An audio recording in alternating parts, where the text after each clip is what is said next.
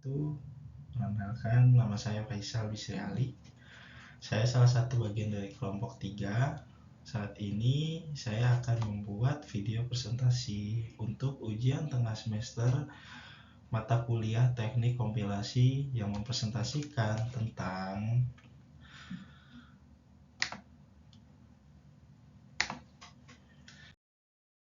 hierarki Chomsky. Nah, di sini hierarki Chomsky yang akan saya presentasikan itu ada pengertian, fungsi, tingkatan, kelebihan, dan kekurangannya. Nah, yang pertama kita akan membahas tentang pengertian hierarki Chomsky. Apa sih itu hierarki Chomsky?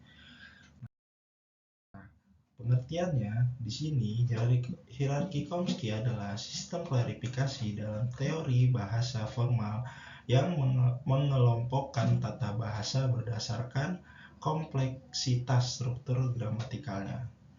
Nah, terdiri dari 4 tingkatan, mulai dari tipe 0 hingga tipe 3. Setiap tingkatan menggambarkan tingkat struktur yang lebih kompleks.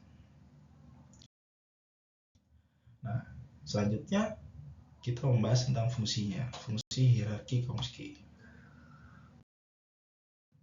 Hierarki Chomsky ini yang pertama klasifikasi bahasa formal. Bagaimana sih klarifikasi bahasa formal? Ini tuh membantu dalam memahami kemampuan ekspresif dan kekuatan representasional dari setiap jenis bahasa formal.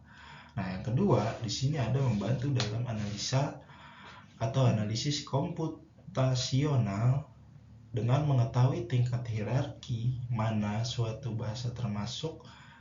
Kita dapat memahami seberapa rumit proses pengenalan atau pembuatan bahasa tersebut dengan menggunakan model komputasi tertentu, seperti mesin Turing atau ekspresi reguler. Nah, yang ketiga, penting banget dalam pemrograman, bahasa pemrograman. Nah, dapat dikelompokkan dalam tingkat hierarki tertentu di bahasa pemrograman, yang mempengaruhi ketersediaan fitur, kompleksitas sintaksis, dan kekuatan ekspresif bahasa tersebut. Nah, di sini yang keempat, dasar teoritis untuk pemahaman struktur bahasa.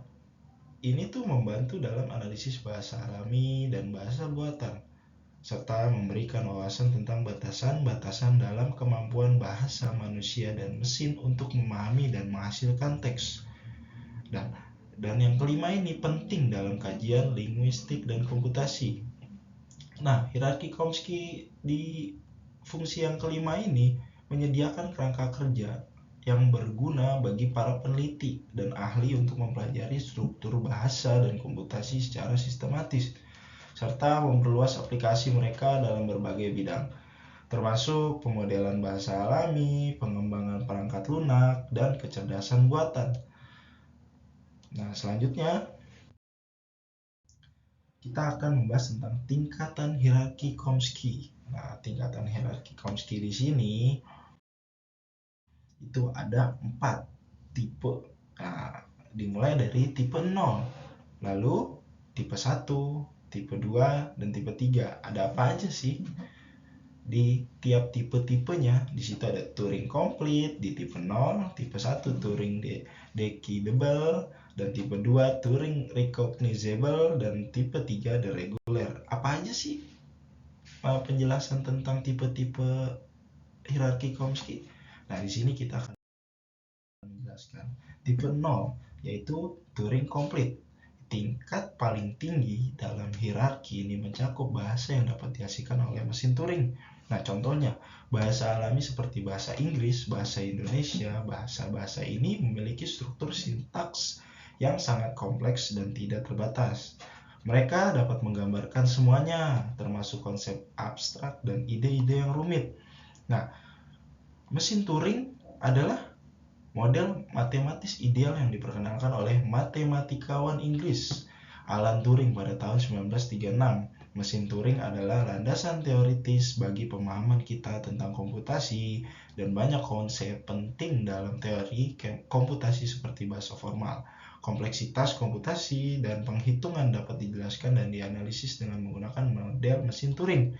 Nah, tipe 1, Turing-Decodable, tingkat di mana bahasa-bahasa memiliki struktur yang lebih terbatas dibandingkan tipe 0. Nah, namun masih memerlukan aturan-aturan konteks untuk memastikan kelengkapan dan kebenaran struktur kalimat.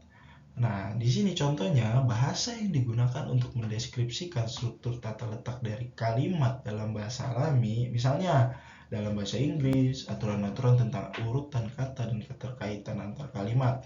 Nah, selanjutnya di sini ada tipe 2, Turing Recognizable.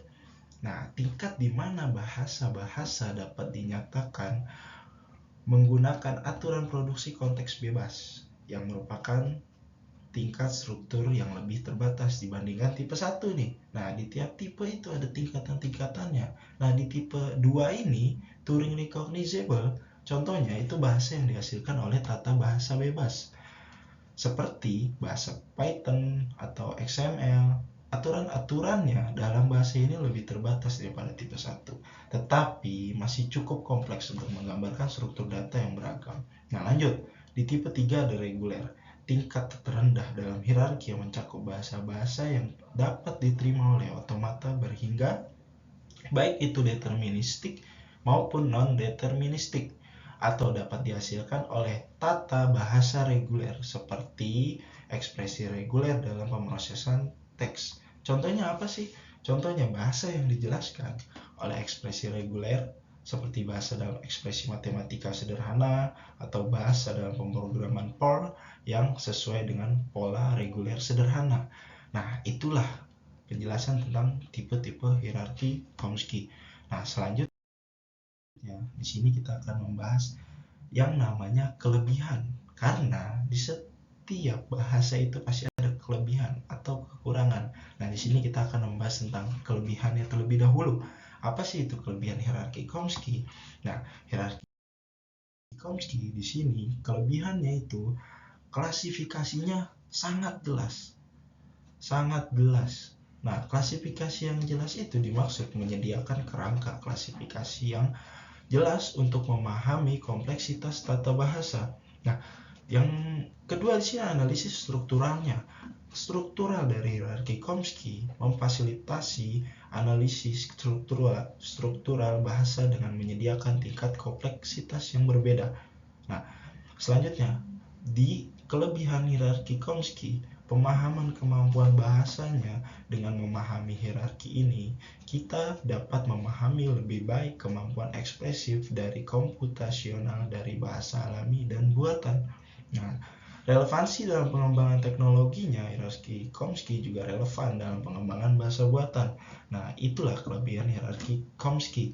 Nah, setelah kelebihan hierarki Chomsky, pasti ada kelebihan, ada kekurangan. Nah, pasti ada aja kekurangannya. Nah, di sini kita bahas kekurangan hierarki Chomsky-nya. Nah, ini dia nih. Kekurangan dari hierarki Chomsky. Sifat idealisnya, keterbatasan dalam mempresentasikan bahasa manusianya, tidak memperhitungkan konteks realnya, tidak melibatkan variasi dalam bahasanya, itu flat-flat aja, terbatas dalam menangani kekurangan bahasanya. Itulah kekurangan hierarki Chomsky. Nah, dari presentasi yang saya bahas dari awal, dari penjelasan, fungsi, tipe-tipenya, dan kelebihan dan kekurangannya, di sini saya akan memberikan kesimpulan. Nah, kesimpulannya secara keseluruhan, hierarki Chomsky adalah kerangka kerja penting dalam studi bahasa formal dan teori komputasi. Ini menyediakan klasifikasi sistematis untuk bahasa formal berdasarkan kompleksitas struktur gramatikalnya, memungkinkan pemahaman tentang kemampuan ekspresif dan komputasional dari berbagai jenis bahasa. Meskipun memiliki banyak kelebihan, termasuk menjadi dasar untuk analisis komputasional, relevan dalam pemrograman dan linguistik, serta memberikan landasan untuk perkembangan algoritma. Hierarki Chomsky juga memiliki beberapa kekurangan.